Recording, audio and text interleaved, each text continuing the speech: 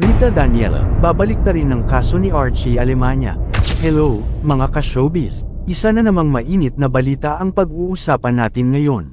Isang kontrobersyal na isyu ang bumalot sa Thanksgiving event noong Setyembre, kung saan inakusahan ng aktres at singer na si Rita Daniela ang aktor na si Archie Alemania ng act of lasciviousness. Ano nga ba ang nangyari, at ano ang magiging takbo ng kasong ito?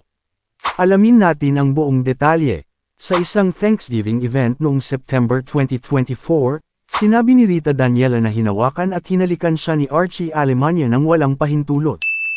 Ayon sa mga ulat, labis itong ikinadismaya at ikinasakit ng loob ni Rita, kaya't agad siyang nagpasya na magsampa ng reklamo laban kay Archie. Ang kanyang reklamo ay naitala bilang act of lasciviousness, na isang seryosong akusasyon sa ilalim ng ating batas. Ang preliminary hearing ng kasong ito ay nakatakdang gaganapin sa December 3, 2024. Pero hindi dito natatapos ang drama, mga ka-showbiz. Ayon sa chika, balak daw baliktarin ni Archie Alemania ang kaso. Siya ay haharap sa prosecutor's office ng Bacoor para magsumite ng kanyang counter affidavit.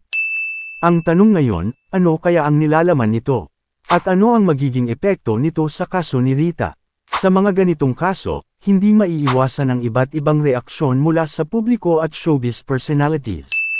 Ang ilan ay nagbibigay ng suporta kay Rita sa kanyang lakas ng loob na manindigan, habang ang iba naman ay naghihintay ng paliwanag mula kay Archie. Ano ang opinyon niyo tungkol dito, mga ka-showbiz? Abangan natin ang mga susunod na kabanata ng kasong ito. Siguraduhin ninyong nakasubaybay kayo dito sa ating channel para sa mga updates.